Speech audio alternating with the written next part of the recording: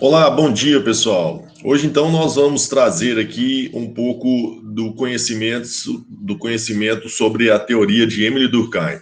Então, é importante que a gente lembre que no vestibular da UFO, como também o do Enem, né, esses clássicos estão sempre caindo, seja diretamente, né, cobrando a sua teoria diretamente, ou seja, ela em interdisciplinariedade, né, ou seja, vai ser cobrada em relação a outros pensadores, ou um fato específico, um texto, né? Então, os quatro porquinhos, né? Não é três, mas é os quatro porquinhos da sociologia, que é o Comte, o Durkheim, o Weber e o Marx, esses, né? A teoria deles tem que estar, né, na ponta da língua para que a gente possa ter um bom resultado, então, no vestibular, né? Então, eu vou projetar aqui para nós os slides da teoria do Durkheim e a partir de então a gente já começa a pensar nas teorias dele, né? Então, pessoal, deixa eu colocar aqui na apresentação. Então tá aí, o pensamento sociológico de Émile Durkheim na França, de 1858 a 1917, então, né? Então, um período, pessoal, de grande transformação na sociedade, né? Período em que se consolidava o sistema capitalista, né? Algo novo, a produção industrial, né? O mercado, as cidades voltava a ser o centro da sociedade, né? Então, essa era a sociedade pelo qual o francês Émile Durkheim encontrava. E aí, como a proposta da sociologia, então, é mapear a realidade social, a fim de encontrar, então, anomalias, né, patologias, e intervir nessa realidade, né, com o intuito de melhorar, de trazer à sociedade um progresso, desenvolvimento moral, intelectual, né? Então, não diferentemente, o Durkheim, ele tinha uma preocupação, né, com a sua sociologia de criar uma ciência da sociedade, né? Criar uma ciência que fosse possível, essa ciência social, de intervir nessa sociedade a fim, então, desse progresso e esse desenvolvimento. Né? Mas um progresso e um desenvolvimento que trouxesse benefícios a todos, né? Porque no tempo em que ele vivia, ele já começava a ver, né, nessa sociedade que nascia, alguns problemas, né? As crises do trabalho e do capital, né? A questão da próprio inchaço nas cidades, né? As novas relações de mercado, né? A ética dentro do processo das relações econômicas. Então, o Durkheim ele vai ter essa preocupação e não diferente de outros sociólogos, ele vai traçar, então, uma teoria em que ele vai falar do indivíduo, ele vai falar da divisão do trabalho, né? E a gente vai tentar pegar aqui um pouco do que ele diz, né? Então, ele funda a Escola Sociológica Francesa. Bom, pessoal, ele é o primeiro a se preocupar em criar uma ciência específica, ou seja, uma ciência, a sociologia, como algo que tenha sua própria linguagem, que tenha seu próprio método de análise, né? Como eu vou ver a realidade, né? Qual é o método específico das ciências sociais, né? Que tem que ser diferente das outras ciências, pois ela é uma ciência única, né? Então, a preocupação do Durkheim era exatamente em criar uma linguagem própria da sociologia, né? Ou seja, uma autonomia como disciplina e ciência, né? Então, o Durkheim, ele funda a escola sociológica, então, no intuito de criar essa ciência capaz de intervir na realidade, né? Assim como o Comte, que é o seu antecessor, né, positivista. O Durkheim também vai ser positivista, no sentido de que a ciência, né, como um braço direito do progresso da sociedade, né? A ciência, então, como uma forma de ordenar a sociedade a fim de que ela possa progredir, né? Então, nesse pensamento positivo, né, de que a ciência pode intervir de maneira salutar à sociedade, o Durkheim, então, vai fundar essa ciência, né, com a sua linguagem própria e com o seu método próprio, né? O método de investigar a sociedade, né? Qual que é o método, né, que nós vamos utilizar? E a gente vai ver aqui também, né? Então, dedicou seus estudos para a emancipação da sociologia, ou seja, torná-la, então, uma ciência de fato e autônoma, né? Construindo uma ciência social capaz de superar o senso comum. Porque de sociedade, né, todo mundo tem uma noção sobre política, sobre as relações de comércio, sobre economia. Todo mundo tem uma opinião. Só que essa opinião, ela é o senso comum. O que é o senso comum? O senso comum, ele difere da ciência, né? Então, como ele quer transformar a opinião geral numa ciência, o que ele tem que fazer? Ele tem que olhar a realidade e construir um conhecimento mais profundo, além das aparências. O senso comum, normalmente, ele está ligado a um conhecimento mais superficial, que não vai até as vias finais para analisar se aquele fato ele coincide com outros lugares, ou seja, se aquilo é ciência ou não. Então, senso comum e ciência vivem, então, em embate, né? Senso comum do lado, ciência do outro. O fato é que toda ciência, ela parte do senso comum, né?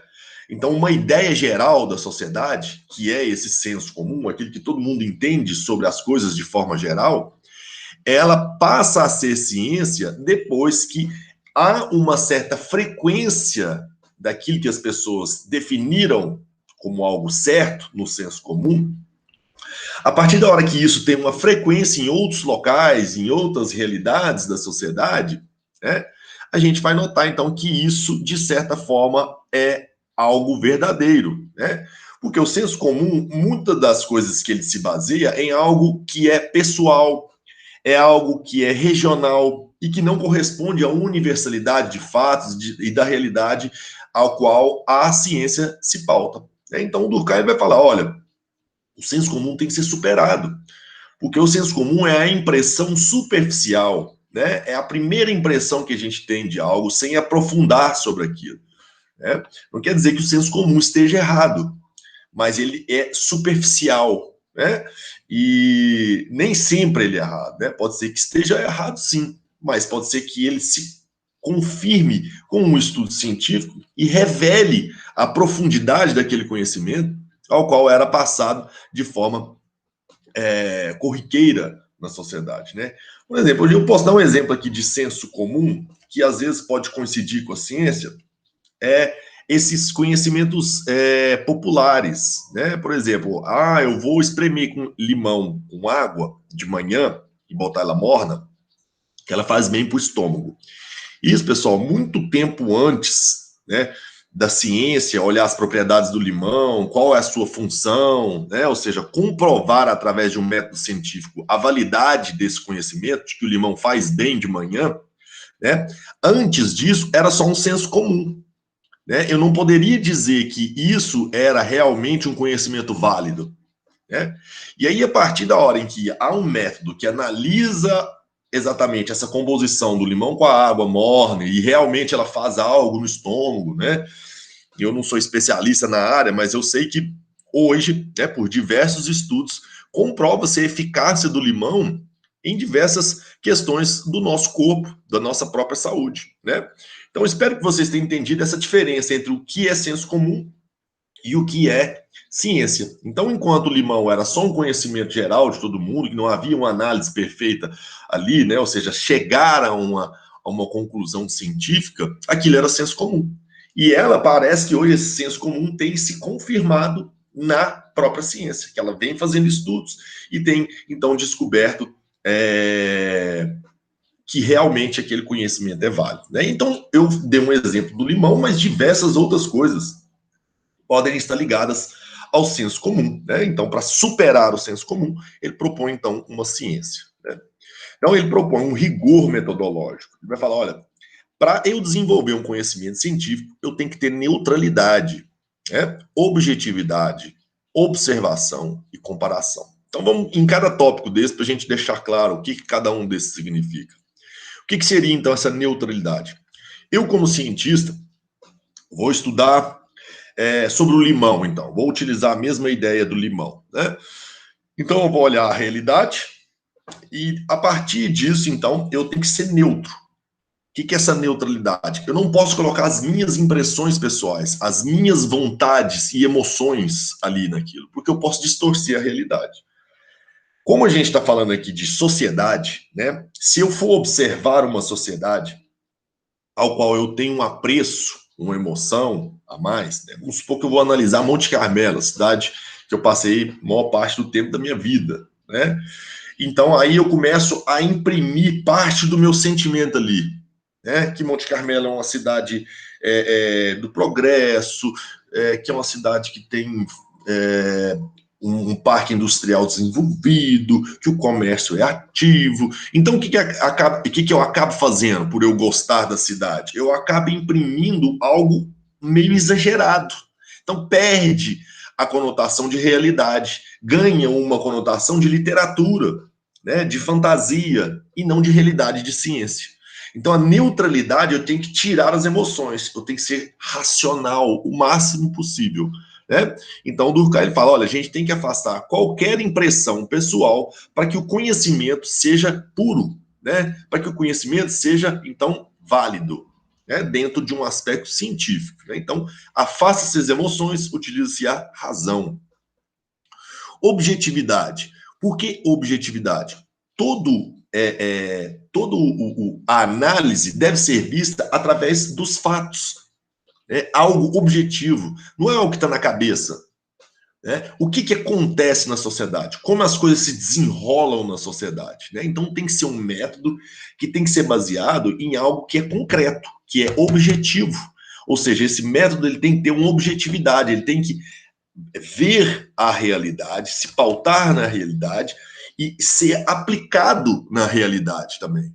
Porque se eu ficar viajando na minha cabeça, coisas que só existem na minha cabeça, e que não tem aplicabilidade nenhuma na realidade, eu não estou sendo objetivo. Né? Então, a objetividade a que se refere o Emile Durkheim é exatamente na questão de observar a realidade. Né? A fulano disse isso. Não vamos ver na prática se isso acontece. Vamos ver se isso de fato é real, fato. Né? E aí esses estudos vão ser aplicados em que? Em nada, não serve para nada. Então, não tem objetividade. O estudo serviu para levantar, né, que determinada faixa de pessoas estão na pobreza e precisa de um certo auxílio, entendeu? Então, aí tem gente de aplicar algo que possa cuidar dessa patologia social? Sim, então eu estou sendo objetivo. Então, a ciência ela tem que ser o quê? Objetiva. Ela tem que ter um objetivo específico na realidade, factual, né? A observação está ligada também à questão da objetividade. Então, eu vou observar o quê? A realidade. É através da realidade que eu vou extrair aquilo que eu vou estudar, analisar. Né? Então, é através da observação. E, por último aqui, ele também utiliza-se da comparação. Né? Então, o que ele vai fazer? Compara-se, às vezes, tempos históricos de uma sociedade para outra, né? Estabelecendo diferenças e distinções no sentido de entendê-las. Né? Que sentido que é esse de comparar? À medida em que eu vejo as diferenças, eu me reconheço também. Né? Como que eu me reconheço? Eu me reconheço nas pessoas também. Né? A partir da hora, olha, fulano tem o cabelo assim, eu não tenho. Fulano tem a pele assim, eu não tenho. Fulano é dessa altura, eu não sou. Então, através das diferenças que vemos de fora, nós também definimos o que há em nós. Né? Então, as comparações utilizadas no sistema proposto pelo Durkheim, que é um sistema científico, né? Uma teoria científica, não é certo falar sistema, mas é uma teoria, é exatamente nesse sentido, né? De fazer o quê? Fazer se conhecer, fazer conhecer, né? E aí ele vai propor que a análise da sociedade tem que ser através do fato social. Então, para que eu seja objetivo, eu tenho que ser neutro na observação da realidade factual, né? E aí o fato social, ele pode ser, por exemplo, a religiosidade é um fato social, o futebol é um fato social, né? O consumo é um fato social, a mercadoria é um fato social.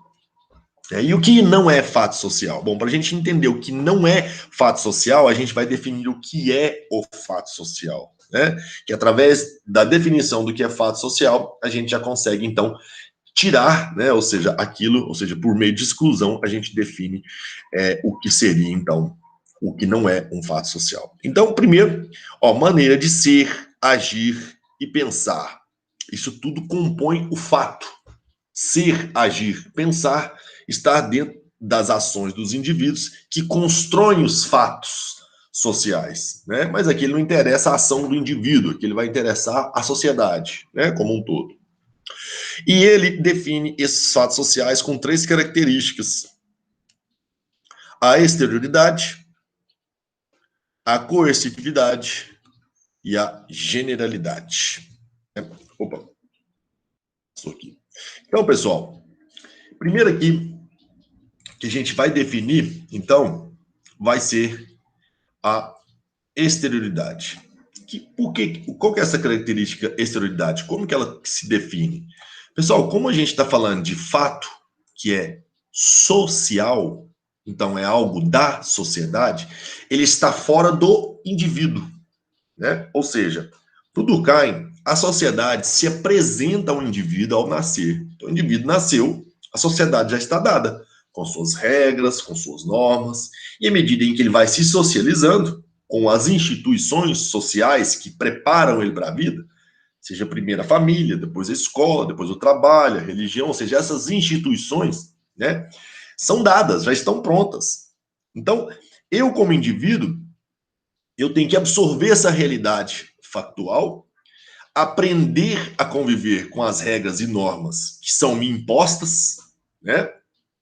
E a partir de então, eu vou viver dentro dessas regras da sociedade. A minha vontade individual sobre a realidade social, ela não altera a sociedade, né? Então, por exemplo, algo que é da sociedade, se o indivíduo opina ou pensa sobre aquilo, é só uma opinião ou algo que ele pensa de forma individual, né? Então, eu vou dar um exemplo aqui. Vamos supor que eu não gosto de Copa do Mundo. Não gosto do Ronaldo, não gosto de Copa do Mundo, não gosto de futebol, né? Para a gente notar por que é externo a gente. Eu gostar ou não de futebol, do Ronaldo ou da Copa do Mundo, vai fazer com que deixe de existir o futebol ou deixe de ter Copa do Mundo ou de dar um valor exagerado aos jogadores? Não, porque é algo social, algo já está estabelecido, né? Foi estabelecido fora da esfera individual, mas dentro de uma esfera social. Então está fora do meu âmbito individual, né? Então isso é que está o quê? Isso é que tem a ver com a exterioridade. A outra característica aqui que o Durkheim vai falar é a coercitividade. O que é coercitividade? Coercitividade, pessoal, vocês vão lembrar de uma força. Coerção é uma força que age sobre o indivíduo, né? Então ele fala, como a sociedade já está dada, já está pronta, e o indivíduo tem que assimilar aquilo que ele encontra nas instituições através da socialização, né, segundo Durkheim, ou seja, na família, na escola, nas instituições, eles ensinam então as regras básicas da sociedade, ou seja, as regras do jogo social. Esse indivíduo, então, ele não age, então, individualmente. Ele tem que aceitar o que a sociedade lhe impõe. Então, isso que ele aceita, aquilo que a sociedade lhe impõe, é uma coerção, né? Então, regras, normas que a sociedade estabelece fora do indivíduo, age sobre ele. Então, essa força que age sobre ele, de fora, para ele, é a chamada coercitividade, né? Então, vou dar um exemplo aqui de coercitividade para a gente ficar claro. Se eu não votar nas eleições, né? A eleição é um fato social, que está fora da minha vontade. Não gosto de eleição, detesto político, mas existe, né? É exterior a mim. Se eu não votar, há alguma força da social que me impõe determinado comportamento? Tipo, se eu não votar, eu tenho que fazer alguma coisa? Tem, eu tenho que ir lá e justificar o voto. Ah, mas não vou justificar, não. Eles vão lá e travam seu CPF. O que é isso? Coerção. Isso é coerção da sociedade sobre o indivíduo, para que ele se alinhe às regras da sociedade. Então, a coercitividade, ela trabalha no sentido de alinhar o indivíduo dentro das regras, normas e leis que a sociedade lhe impõe, né? Como ele fala que a sociedade está exterior, acima do indivíduo, e ela age sobre ele, né? Essa ação da sociedade, essa força que a sociedade impõe através das suas regras morais, né, estabelecidas entre os indivíduos, é a coerção, né? E por último, a característica da generalidade. O que é a generalidade? Ele vai falar, olha, o fato social, para ser caracterizado como fato social, ele não pode ser um fato isolado. Ele tem que ser um fato que é geral, para que ele possa se apresentar como algo válido, para que se possa apresentar como um conhecimento válido naquela sociedade, ela tem que ser geral, né? Então vamos supor que eu falo assim, para que eu vou dar cotas para negros? Porque o Joaquim Barbosa, vocês lembram daquele juiz do Supremo, do STF? Ele é negro e conseguiu chegar lá, por que eu vou dar cota para outros? Veja que eu estou dando exemplo de um fato que é quase que isolado. Quantos negros chegam ao STF? Quantos negros chegam a ter, então, a formatura de juiz? Isso é geral? Não, isso é um fato isolado. Então, eu dizer que os negros têm sim emancipação na sociedade, que a sociedade não tem uma estrutura racista que lhe impede de chegar a determinados cargos, se eu disser isso, eu estou me baseando em um fato isolado, em fatos isolados, né? Isso não serve de conhecimento. O que é o geral? O geral é uma estrutura racista que impõe sobre o indivíduo grandes dificuldades e obstáculos e que as cotas, em um tempo determinado, não é para sempre, vai servir, então, de forma a ajudar, dar uma mão àqueles que tiveram, historicamente, um atraso, né? Então, é nesse sentido que a gente vai pensar a questão da generalidade. Se for algo isolado, né, não serve para o Durkheim, não serve como ciência social. Né? Pode servir como uma ciência qualquer outra que não se ligue à sociedade. Pode ser algo biológico, pode ser algo psicológico, né? Pode ser questões relacionadas ao próprio, a própria atividade em si, né? Então, para ser fato social, a gente tem que associar esses três, então, né? Ou dois bonito, hein? E essas três características. Não tem essas três características, não é um fato social. Por exemplo, começou a chover, as pessoas, todas elas, armaram o guarda-chuva. Né? Essa movimentação das pessoas armarem o guarda-chuva é um movimento em que não é um movimento individual, todas as pessoas estão fazendo isso. Será que se caracteriza como um fato social? Né? É exterior? É. É coercitivo? É. É geral? É. Mas será que é um fato social? O que caracterizaria, então, aí como fato social? Exatamente, pessoal. A questão de ser apenas um evento da natureza. Né? Quando eu ligo a questão de uma reação, né, quase que emocional, a esse evento da natureza, não tem como eu caracterizar ele como uma questão, por exemplo, coercitiva. A coerção é algo que parte de uma racionalidade. Né? E no fato de eu pensar a chuva, não é algo racionalizado, é uma reação quase que imediata, espontânea, mecânica do indivíduo, que não requer uma racionalidade, é uma defesa natural da coisa. Então, se descaracteriza porque a coercitividade aqui ela vai estar ligada a uma questão racionalizada, pensada, normas, regras que impõem ao indivíduo. Né? Então, nesse sentido, um fato natural não pode ser considerado, então, um fato social, porque é natural, porque não é social.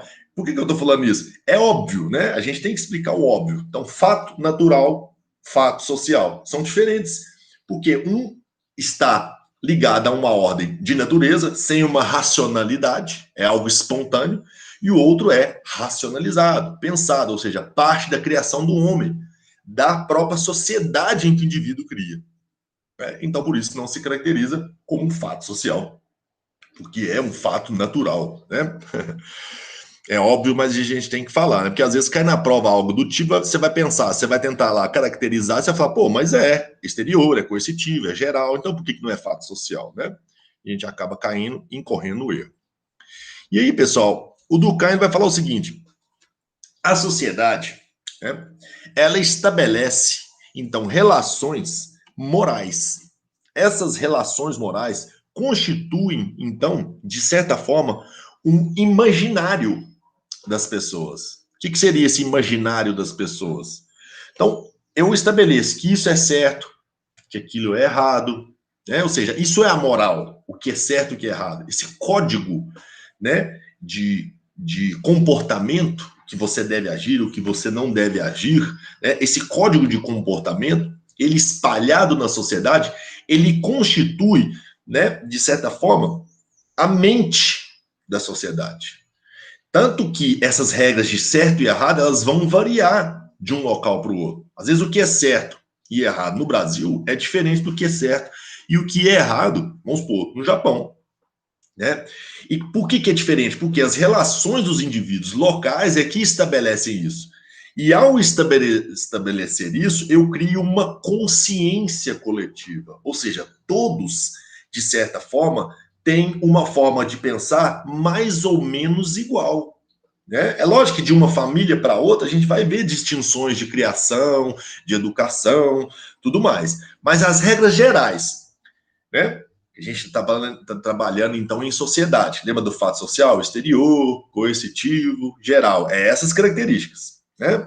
Então, se a sociedade é um fato social, que é exterior, exerce força sobre nós, né? E ela estabelece de forma geral uma consciência coletiva, né? Essa consciência coletiva, ela cria nos indivíduos um sentimento de solidariedade. Por que que cria no indivíduo um sentimento de solidariedade? Porque quando eu estabeleço regras iguais para todos, né, eu me situo em situações em que o outro também estará em situações iguais às minhas. Então, nessa questão de que eu vejo o outro em situações iguais à minha, essa situação de similaridade desenvolve nos indivíduos, né, uma empatia, há uma maior facilidade. Então, por exemplo, se você tem um colega seu de trabalho e ele está passando por problemas que você já passou, você identifica aquilo nele. E você, de certa forma, tem mais facilidade até de aconselhá-lo, de ajudá-lo, porque você já passou por aquilo. Né? Então, o sentimento de solidariedade, ele parte da própria consciência coletiva. Essa consciência coletiva é estabelecida através das relações dos indivíduos, baseada numa moral específica, num tempo e num espaço, ou seja, num local específico. Então, ao nascer, o indivíduo encontra a sociedade pronta, né? Como eu disse para vocês. Então, ela está fora da minha vontade pessoal. Regras, instituições morais, costumes, cultura, política, tudo isso já existe. Aos poucos nós vamos assimilando isso. Né? E a ideia geral que as pessoas têm sobre isso é a consciência coletiva, é a moral estabelecida. Né? Consciência coletiva e moral é a mesma coisa? Quase a mesma coisa. Né? Dentro da consciência coletiva está a moral. Né? A consciência coletiva ela abrange maior o significado. Né? Então, dentro da consciência coletiva está a moral, assim como também os costumes, a cultura e mais.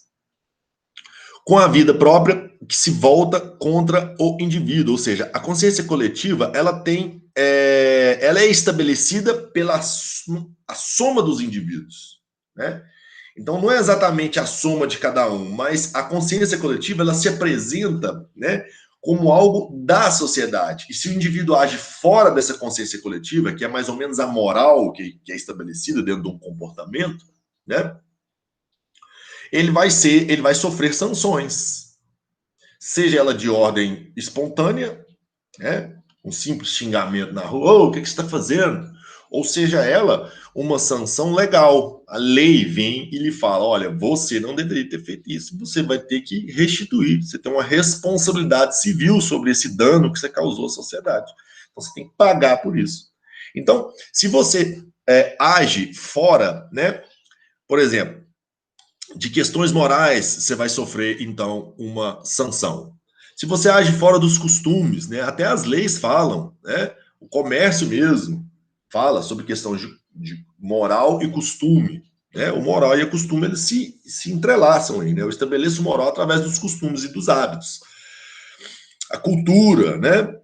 Então, por exemplo, tudo que eu fugir daquilo que a consciência coletiva me impõe, eu estou indo contra ela, então ela se volta contra mim, né? Então eu vou, eu resolvi que vou tomar um sol lá na Praça Central, lá daqui de Monte Carmelo. Tá um dia ensolarado e eu resolvi estender uma canga lá no meio da praça e começa a tomar um sol lá. É errado isso? Não, não tem nada, não tem uma lei que proíba, né? Mas é comum, é de costume das pessoas tomar sol no meio da praça, lá com roupa de banho, numa cidade que não tem mar, não tem rio, né? Tem só um córrego Mumbuca, que corta, e o bagagem que passa de longe. Então, é normal as pessoas fazerem isso? Não, não é normal. Você vai sofrer alguma sanção? Vai. As pessoas vão passar, vai te zoar, outros vão ficar comentando meio de lado, né? Ou às vezes até um guarda, um policial vai, ó, por favor, você se retire, não pode ficar aqui e tal. Então, você vai sofrer uma sanção, né? Pode ser uma sanção legal também, né?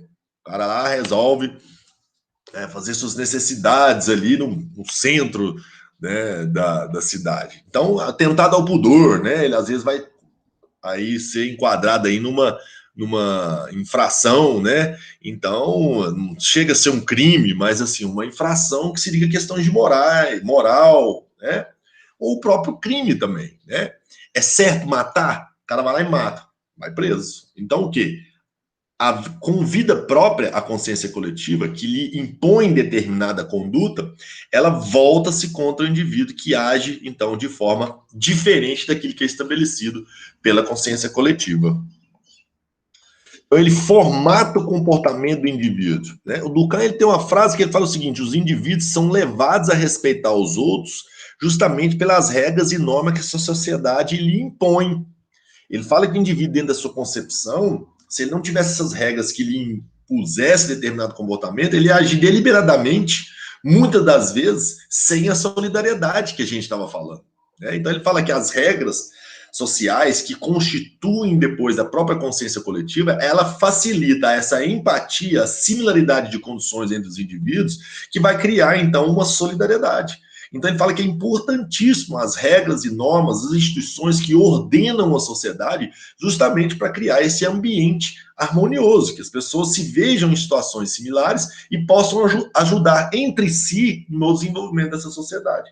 Então, sendo um indivíduo intrinsecamente social, ou seja, eu não posso me desenvolver individualmente, sozinho, eu preciso da sociedade, de outro ser, até para me perpetuar a minha espécie, né? Sendo um ser social, né, intrinsecamente social, o indivíduo, então, ele tem que se enquadrar nessa consciência coletiva. E através da hora que ele se enquadra, ou seja, ele entra nesse formato, ou seja, ele é formatado nesse comportamento em que a consciência coletiva lhe impõe, ele passa, então, a viver mais harmoniosamente. Então, indiretamente, o Durkheim fala, se você quer paz, viver bem e harmoniosamente, respeite as regras da sociedade.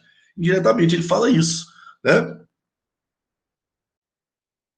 Tipos de fatos sociais. Então tem fato social patológico e o fato social normal. Quando a gente fala de fato social patológico, pessoal, vem de doença, né?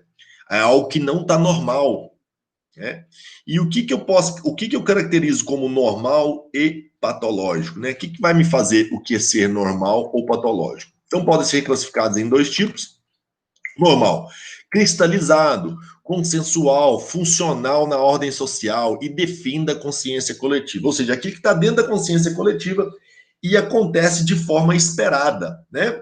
A instituição família tem determinadas regras e normas que ela deve cumprir. Ela cumpriu? Beleza, funciona normalmente. Então é algo que já está estabelecido. O que se espera da família e ela cumpre, beleza, a consciência coletiva está tranquila, aquilo então continua, porque ela só reafirma aquilo que se espera dela. da instituição família, né? Quando ela não responde mais aquilo que se espera, aquilo que a consciência coletiva cristalizou e criou como o que é família, aí ela entra para o processo que a gente vai chamar de patológico, né? Ou seja, a família, sendo uma instituição que tem e carrega com ela normas e regras, e as pessoas esperam dela determinada funcionalidade, se ela não a cumpre, o que ela faz? Ela coloca em risco o funcionamento do corpo social, né? Então, se a família não exerce a sua função pelo qual a sociedade espera, pelo qual a própria sociedade criou, porque a sociedade é que cria o significado da família. É lógico que com o passar dos anos esse significado vem mudando, mas se a gente está dizendo de sociedade moderna, né, que o Durkheim está falando aqui, né, por volta ali do início do século XX, né, a sociedade capitalista se desenvolvendo, a noção de família é aquela família nuclear, pai, mãe e filhos consanguíneos, aquela chamada família tradicional. Então, essa ideia de família que foi criada consensualmente pela sociedade, cristalizou-se aquela ideia de família, eles vão esperar que essa família se cumpra. Qual que é a função da família? Olha, aglutinar os membros, preparar os indivíduos para a sociedade, criar uma educação, disciplinar os indivíduos, né? A família, pessoal, na sociedade capitalista, ela perde uma conotação econômica. Por que eu falo que perde uma conotação econômica? Porque as pessoas passam a trabalhar para outros, né? Antes as pessoas trabalhavam em família. Então, antes a própria família tinha um significado diferente no sentido de trabalho. Hoje, a nossa nova sociedade, a família, ela até perde um pouco de força justamente porque não mais tem o vínculo do trabalho com os indivíduos. Os indivíduos são independentes para procurar trabalho onde quiser, mas essa independência dá uma certa liberdade e afrouxa também a força que a família tem sobre os filhos também, né? Ou seja, já há uma diferença de uma família para outra, né? Mas o que foi construído aqui, o que se espera da família atual é exatamente essa aglutinação, essa preparação dos indivíduos, disciplinando, educando, né? Dando então sustento, comida, né? Resguardo, proteção, isso que tem a ver, ou seja, é cuidar da cria, é cuidar dos próximos indivíduos que vão continuar essa sociedade, né? Então, é isso que se espera da família. Se ela não realiza isso que se espera, eu enquadro como uma questão patológica, né? Porque discorda das regras de conduta que foram estabelecidas em sociedade, né? Eu dei o exemplo da família, que é uma instituição social, né? Porque é o que vem acontecendo ultimamente, né, pessoal? Por pressões do mercado, hoje os pais têm que trabalhar tantas horas fora, e não mais só o pai, porque hoje o pai e a mãe têm que trabalhar fora, que os filhos hoje estão sendo criados por, às vezes, filmes, né? Por avós, por tablets, ou às vezes pela aquela filha mais velha, ou o filho mais velho, tem ali às vezes 10, 11 anos, os outros têm 3, 2, e ela já começa a cuidar dos meninos, né? E a gente vê uma série de problemas que advêm desse novo formato de família, em que os pais não mais participam da criação dos filhos, em que são delegado, terceirizado a própria educação dos filhos a outras entidades, a outras instituições, ou mesmo às vezes nem instituição nem entidade, a pessoa se cria pela vida, né? Não há mais. Então, os pais estão atarefados com o mercado em atender as demandas econômicas, né? Os dois trabalhando incessantemente fora de casa, a família tem sentido com isso, né? Então, o fato social é um fato da sociedade, ele estabelece uma ordem, essa ordem sendo cumprida, ele é normal, certo? Então, o fato social acontece, então, em sociedade, se ele cumpre o que está no esperado, né? Então eu tenho ordem. E aí é normal. Se a sociedade está em crise, normalmente as regras e normas da sociedade ficam meio suspensas. E aí é a patologia, né? Pessoal, para a gente entender que sobre essa questão de crise social ou crise moral, né? Ai, pessoal, desculpa. Para a gente entender essa questão sobre crise moral ou crise social. Por exemplo, teve uma vez um evento, né, no Espírito Santo, no Brasil, em que os policiais entraram de greve por questões do trabalho deles mesmo, né? E aí, as pessoas invadiram diversas dessas lojas, tipo Casas Bahia, né? Zema, invadindo para pegar eletrodomésticos, ou seja, roubando, né? E nem era alimento, se as pessoas estão morrendo de fome vão roubar alimento. Não, eles estavam roubando deliberadamente porque os policiais estavam em greve. Isso, pessoal, é uma situação de anomia. Essa é uma situação patológica, porque independente se os guardas, se os policiais, guardas não, se os policiais militares estão em greve ou não, as regras da sociedade, a moral já estabelece que roubar, quebrar loja, isso é errado, né? Então, cadê as regras que instituem? Cadê a coerção das normas, regras e leis sobre esses indivíduos? Né? Então, quando leis, normas e regras estão frouxas, não estão conseguindo impor aos indivíduos para que eles ajam dentro daquilo que foi estabelecido nas regras e normas, aí entra na questão patológica. E se isso se prolonga por um determinado tempo, né, aquela patologia social, aí eu posso entrar numa questão de anomia social. E aí a anomia social, pessoal, a gente vai encontrar em diversas crises do mundo. Crise de 1929, né, o crash da Bolsa, Nova York. Pós-guerras, guerras mundiais, as duas guerras mundiais, né? Então, tudo isso envolve momentos anômicos, momentos de patologia social, em que regras, normas estabelecidas para o bem da sociedade são rompidas ou perdem a força, não conseguem impor os indivíduos para que eles ajam dentro dessa norma e regra. E aí, o Durkheim, numa das os seus últimos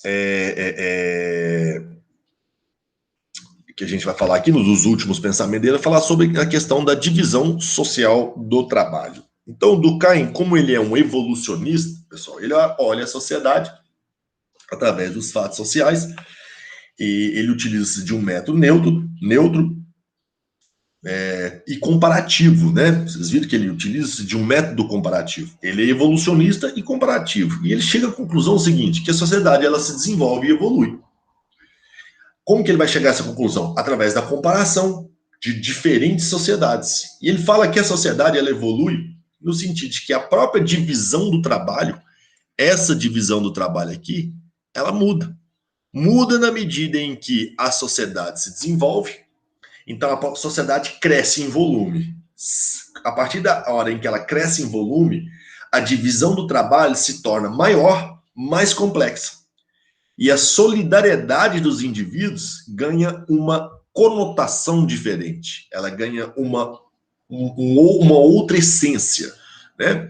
Então, ele vai falar, a solidariedade ela vai existir em todo agrupamento humano. É natural que um tenha, né, em situações similares,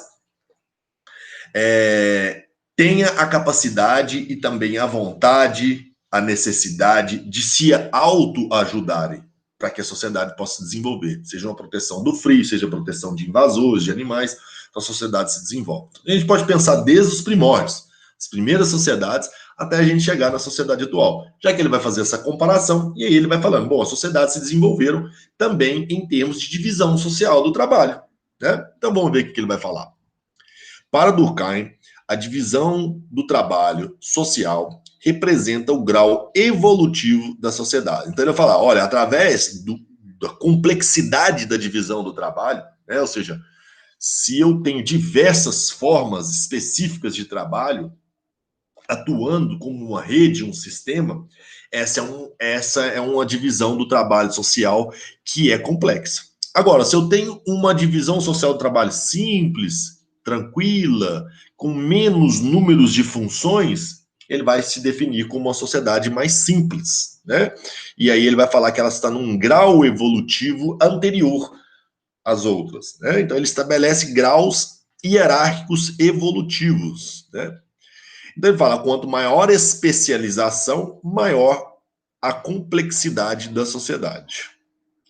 Ele vai falar interdependência dos indivíduos. Quanto maior eu divido as tarefas, mais eu crio uma independência interna a esses processos.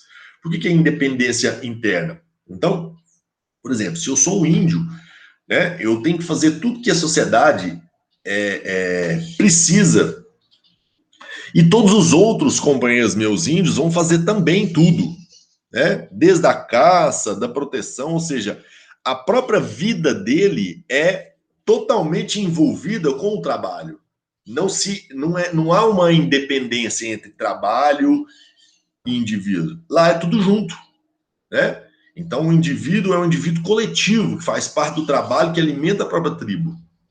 À medida em que há uma especialização, que eu vou atuar só numa área, eu tenho uma independência a outros setores da sociedade, porque eu não estou envolvido com aquilo. Mas eu tenho uma dependência interna àquilo que eu desenvolvo. Então, essa interdependência dos indivíduos está relacionada a uma sociedade com maior especialização de funções. Quanto maior função se desenvolve numa sociedade, menor a parcela do trabalho que ele desenvolve dentro do todo. Então, ele tem uma certa independência às outras coisas, mas é internamente dependente àquilo que ele desenvolve ali, né? Numa sociedade, por exemplo, indígena, né? Ele está envolvido com tudo ao mesmo tempo, né? Não há, então, vida pessoal e vida social, né? E reforça a coesão social, né? Então, à medida em que a divisão do trabalho ocorre, né, ela reforça a liga entre os indivíduos. Porque é através dessa conjunção de trabalhos, desses elos que são ligados de trabalho, essas cadeias de trabalho, que a gente desenvolve a sociedade.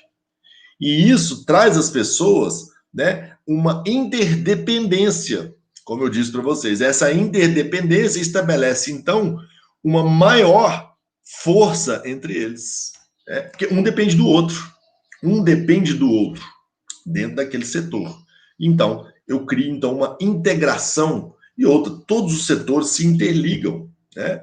Então, o próprio Durkheim vai falar, a sociedade é um organismo vivo e que possui órgãos e membros com funções específicas.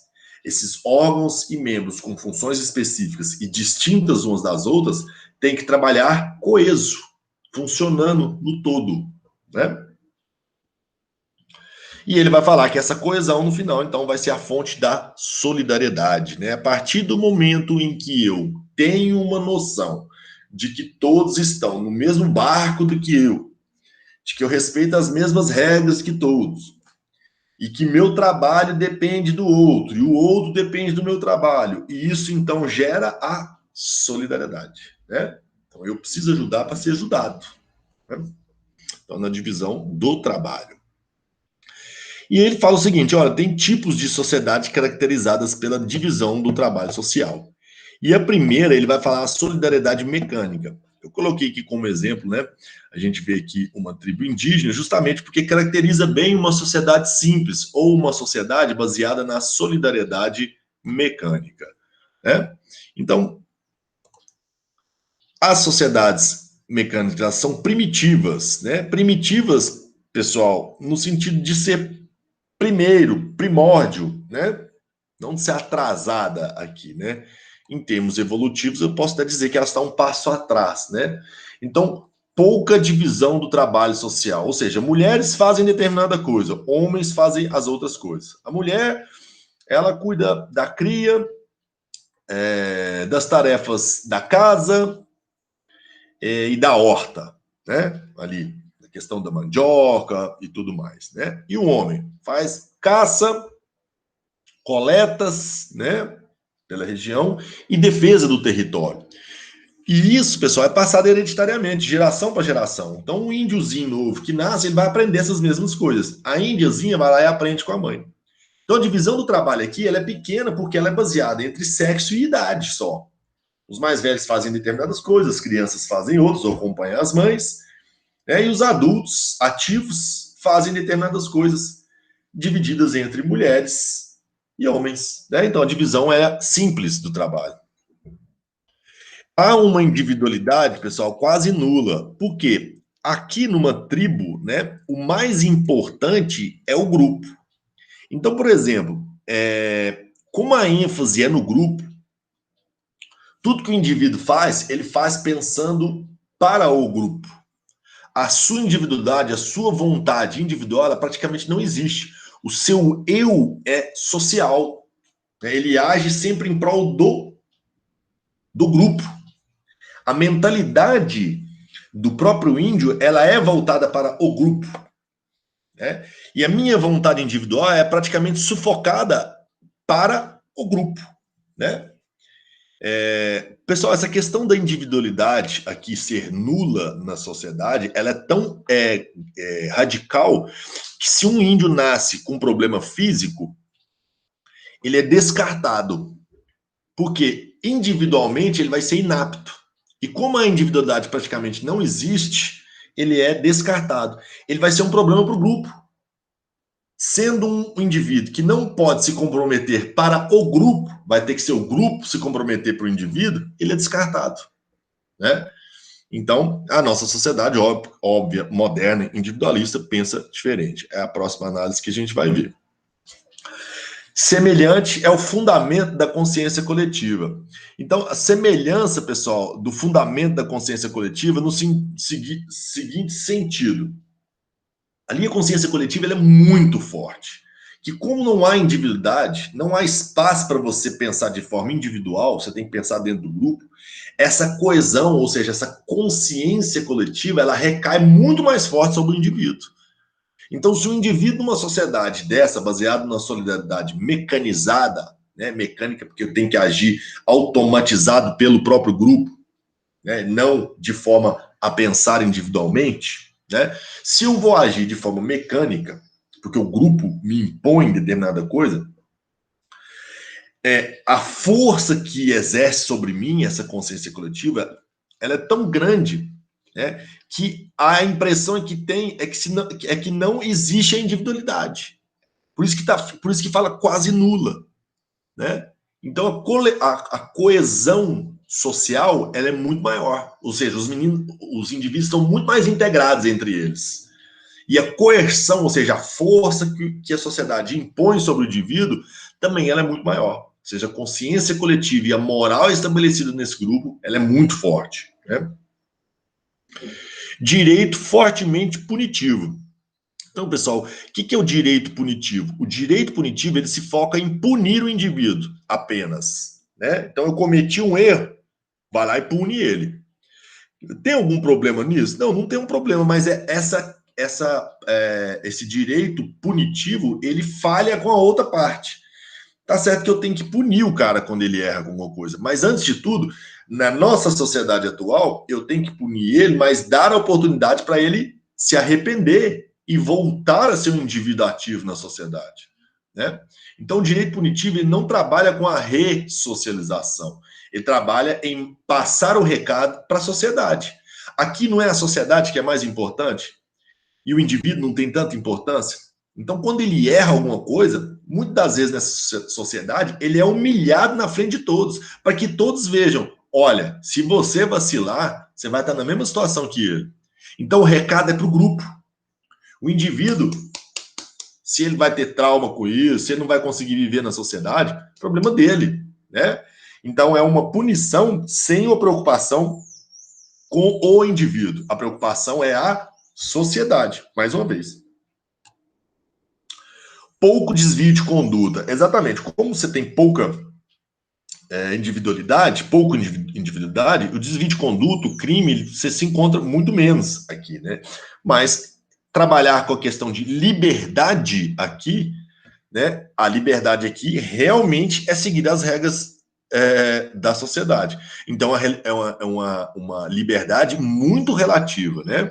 Se a liberdade é cumprir as regras dessa sociedade e as regras da sociedade são muito rígidas e fortes sobre você, então você tem uma liberdade muito relativa a essa força que impõe sobre você. Então ela é muito grande assim essa liberdade, né?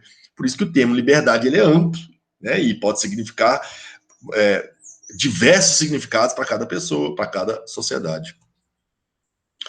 Aí a outra sociedade a sociedade mais complexa, ela vai desenvolver a chamada solidariedade orgânica, né? Orgânico, pessoal, porque o Durkheim, ele entende a sociedade como um organismo vivo. E ele vai pensar o seguinte: se é orgânico, ou seja, cada instituição tem uma função. Então, tem a família. A família é o coração da sociedade. Tem o Estado.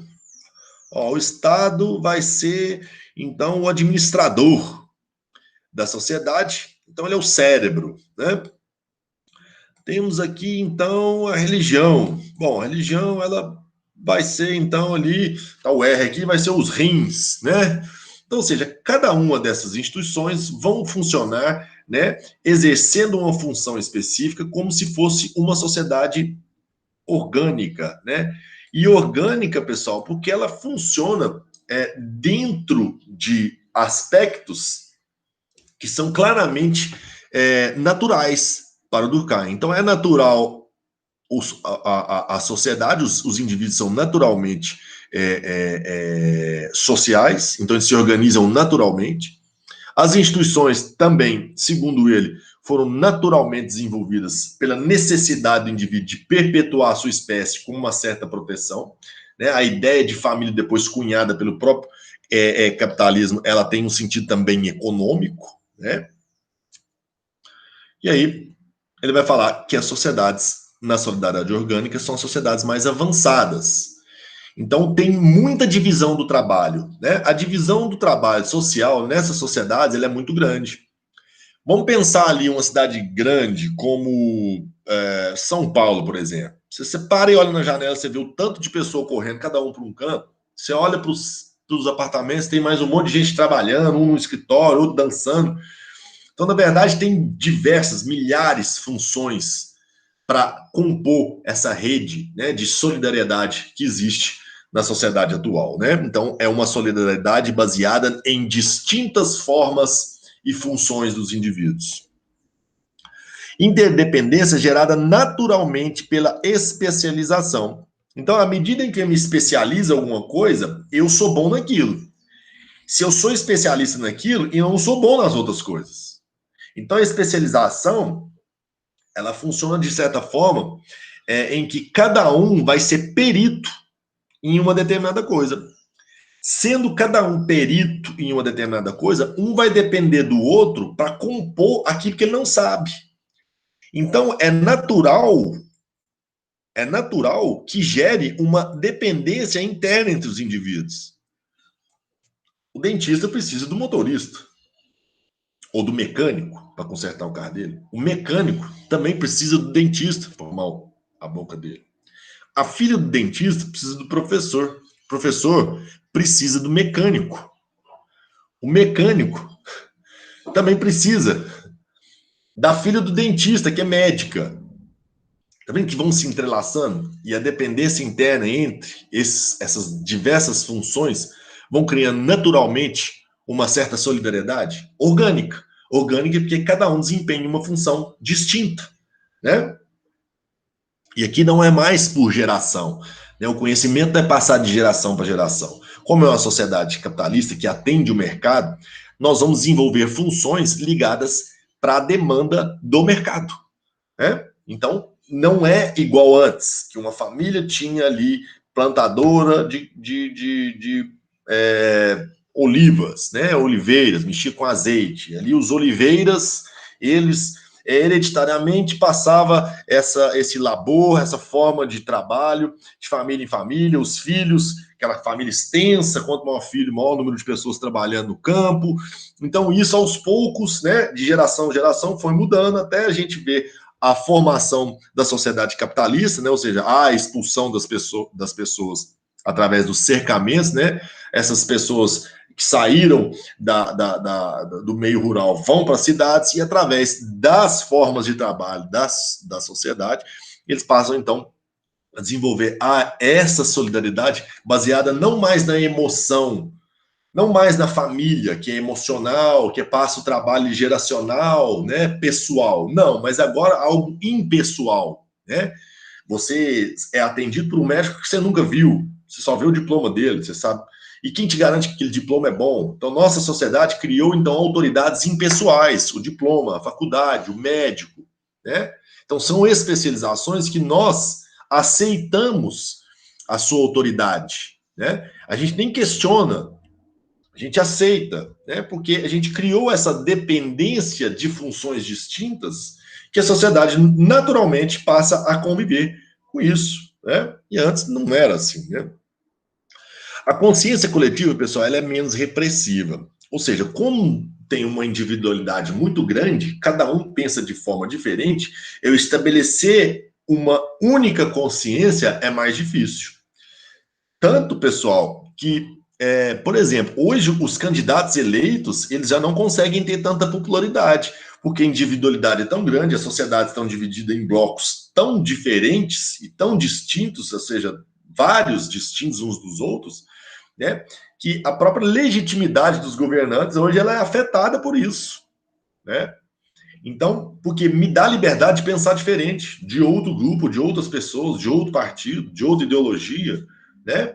Então, a força que exerce as normas sobre uma sociedade como a tal que a gente vive, ela é bem menor que aquela comparada na solidariedade mecânica. E aqui a gente vai pensar também, né, a conotação do direito restitutivo. Então, a nossa sociedade, ela trabalha com as ideias já dos direitos, da dignidade da pessoa. Ou seja, a sociedade nossa, ela passou por aquele processo que a gente viu lá no Iluminismo, a Revolução Francesa, em que se cunha um documento chamado Direitos, Declaração dos Direitos do Homem e do Cidadão. O que é aquele documento, Declaração dos Direitos do Homem e do Cidadão? Ali diz que o homem é o fundamento principal da sociedade e que ele que deve ser protegido. Então, se ele cometeu algum crime, errou, ele tem que ser recuperado, porque a dignidade da pessoa é pensar ele como indivíduo que está sempre se desenvolvendo, que ele tem que ter oportunidade de se desenvolver, que ele precisa se enquadrar numa sociedade, né? E que através desse enquadramento dentro da sociedade, ele vai viver harmoniosamente. Então, a partir da hora que se dá maior ênfase aos direitos humanos, esse indivíduo passa a ser visto como um potencial cidadão do bem futuro. Então, tem as instituições, a partir do momento em que surge a Declaração dos Direitos do Homem e do Cidadão, que vão ser reforçadas no pós-guerra, né, em 45, todos os dois pós-guerras, pessoal, né, a humanidade vai lá, né, passa por crises, e aí, logo depois dessas crises, os valores humanos voltam novamente a ter conotação. Então, em momentos de crise, há, então, uma queda do valor da questão humana, né? Então, ou seja, guerras, creche da bolsa, então as pessoas ficam loucas, né? Então, as crises econômicas, crises sociais, isso acaba, então, fazendo com que os indivíduos se tornem mais individualistas, né? E quando os indivíduos estão mais individualistas, eles pensam menos no próximo. Então, o valor das coisas, né, acabam sendo distorcidas, né? Então, o valor humano numa sociedade capitalista em crise, ele cai, né? Então, as pessoas deixam de fazer caridade, às vezes, deixam de ajudar um pouco mais, ou deixam de contratar, né? Como está todo mundo querendo cuidar do seu e que se lasca o outro, porque a crise acaba impondo uma individualidade para a pessoa que ela tem que cuidar das suas próprias coisas, então o valor da própria condição humana ela cai, né? Se eu aumento muito o número de pessoas, né, numa situação de crise, o valor humano também cai, né? Então o homem passa a ser também uma mercadoria na sociedade capitalista, né? E o valor dele vai oscilar dependendo também das crises que a gente encontra na sociedade. Então, no direito restitutivo, a gente tem que pensar no ser humano dentro do aspecto de um ser errante, em evolução, um ser que precisa de cuidados, um ser como qualquer outro que, se for bem cuidado, bem tratado, ele vai ser uma boa pessoa. Então, essa é a noção do direito restitutivo. Não é só punir e se vir como exemplo para a sociedade como o outro, mas eu tenho que puni-lo, fazer ele pagar, né? Ou seja, ele assumir a responsabilidade civil dele, mas, antes de tudo, preparado para ele recuperar novamente a sua capacidade social, né? Voltar a viver no grupo social. Maior incidência de desvios de conduta. Então, como a gente tem uma menor, né, uma menor força da consciência coletiva, ela é menos repressiva, a gente vai encontrar maior liberdade. E o indivíduo, dentro da sua liberdade, muitas das vezes ele age deliberadamente. Ele vai agir, muitas das vezes, sob a sua vontade apenas, né? Então, o indivíduo que tem excesso de liberdade, muitas das vezes ele extrapola, né? Então, aí é que a gente vê que a nossa liberdade também tem que ser relativizada. Lógico que em determinados lugares, com maior educação, maior noção, onde a consciência coletiva se estabelece em indivíduos com um bom senso, uma moral elevada, é óbvio que a liberdade tem que ser maior. Mas o local onde tem mais conflitos, né, mais divergências, menos harmonia, a tendência é diminuir a liberdade, reprimir mais, né? Então, na nossa sociedade, a gente vai ver que tem mais desvios de conduta pela forma com que ela é estabelecida, e aí cada sociedade vai desenvolver um processo, um código, um sistema penal para dar conta, então, de cada realidade em si. Às vezes, muita liberdade pode causar problemas. Então, o Durkheim, sendo um evolucionista, pessoal, ele vai pensar o seguinte: a solidariedade mecânica, né, ela está num estágio anterior. Aqui as sociedades elas são pequenas também, um número reduzido de pessoas, tanto que elas não têm Estado, né? Elas não têm instituições. O Estado que organiza as coisas, administra tudo, não tem, né? Essa sociedade aqui, ela é mais baseada, pessoal, na emoção. Então, a emoção é que vai, então, né? Porque são laços comunitários, né? Emoção, comunidade, né? Comunidade é o quê? Um aglutinamento de pessoas com opa, idade. Pessoal, tá difícil de escrever aqui. Comunidade, o número de pessoas são reduzidos. As tribos indígenas, os próprios índios, eles se organizavam em grupos, né, de 30 pessoas, 40, 50, e não mais do que isso, né? Se fosse crescendo demais, eles já nucleavam para outro lugar, criavam outro núcleo de tribo, né? Pra vocês terem uma ideia, pessoal, quando chegou os portugueses no Brasil, tinha cerca de 6 milhões, né? Tem gente que fala de uma margem muito mais grande, porque mataram tanto e não deixaram vestígio nenhum, que eles falam que tem uma margem entre 6 a 15 milhões de índios que viviam aqui.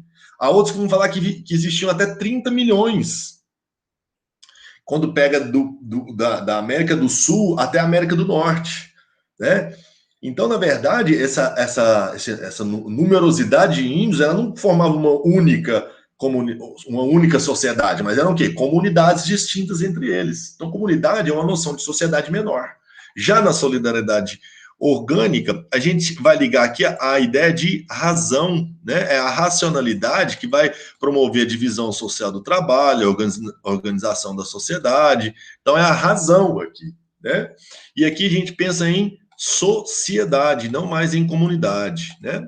A sociedade, ela compõe-se de indivíduos distintos lá dentro, né? A comunidade, ela tem, de certa forma, dentro dos indivíduos, uma similaridade entre eles, né? E aqui, a solidariedade orgânica, né? Ela é mais impessoal, né? Impessoalidade, né? Quer ver eu dar um exemplo de impessoalidade, pessoal? Se você for no banco tirar dinheiro, o gerente do banco é seu tio. Se você não comprovar a renda para tirar o dinheiro que você quer, ele sendo seu tio, vai ajudar alguma coisa? Não. Porque ali a relação não é pessoal, é impessoal. Você não está se relacionando com seu tio ali, você está relacionando com o gerente do banco. E o gerente do banco, que é uma função específica da sociedade em que a gente vive, é uma função impessoal. Eu não posso ter pessoalidade. E isso, pessoal, vai para todas as profissões. Todas as profissões têm que ser baseadas na sociedade moderna que a gente vive, na impessoalidade, né? Eu vou dar aula, eu sou professor, aí meu filho é meu aluno, aí para ele eu dou só nota 10. E para os meus outros alunos eu não dou nota 10. Eu estou sendo muito pessoal, né? Estou sendo emocional ali. Então, a gente não pode ter isso, né? Então, esse é o chamado evolucionismo social, que é baseado num positivismo, né, pessoal? Que alguns exercícios de fixação, né? O que é um fato social? Quais as três características do fato social? O que é a consciência coletiva, né? Utilize de exemplos do cotidiano para ilustrar a explicação. Quais os dois tipos de solidariedade para Durkheim? Defina como são os dois tipos de solidariedade e dê exemplos de sociedades em que havemos. Qual a diferença entre sociologia e filosofia? Então, pessoal, terminamos aqui a aula. Espero que vocês tenham gostado, né? Essa revisão. Eu vou passar para vocês, pessoal, esse exercício para vocês fazerem para revisar, para fixar. Mas eu vou passar para vocês exercícios da UFO, né? Para a gente dar uma forçada aí, que esses exercícios da UFO vão ser bons para vocês estarem prestando vestibular da UFO. Eu acho que vocês, de certa forma, já tiveram muitas questões aí do próprio Enem, né? Então, trabalhar, às vezes, o Enem mais um pouco agora, às vezes, nem tem tanta necessidade, né? Acho que vocês já estão trabalhando questões do Enem desde o início do ano. Então, eu vou dar um foco mais nessas questões que normalmente caem na UFO, né? Que elas trabalham com uma lógica diferente do que a gente vê do Enem. O Enem normalmente tem um texto grande, você tem que contextualizar aquilo. Muitas vezes, às vezes você nem sabe a questão, mas através do texto você consegue extrair a resposta. Já a UFO, não, ela é mais conteudista, né? Você tem que saber o conteúdo mesmo. Se você não sabe as teorias, os conteúdos de cada um, você tem dificuldade de responder a prova. Então, vou ver se eu organizo, né, uns exercícios. Mas, pessoal, já que a gente está em regime de teletrabalho e vocês hoje estão muito mais independentes com relação à busca de conhecimento e tudo mais, né, vocês mesmos podem olhar no Google assim, ó, questões da UFO de vestibulares passados. Vocês mesmos podem fazer esse resgate aí, né, das questões dos clássicos da sociologia, né? Todos, se tiver Durkheim, se tiver Weber, qualquer um deles, vocês podem fazer, pessoal, que é, sim, muito importante. E eu afirmo para vocês que vocês vão precisar do Quarteto Fantástico, ou dos quatro porquinhos aí da sociologia, que é o Comte, Durkheim, Weber e Marx. Tá bom, pessoal? Até a próxima. Espero que vocês tenham gostado dessa aula de revisão do Durkheim. E depois eu volto para a gente falar sobre o suicídio, tá bom? Até mais, pessoal.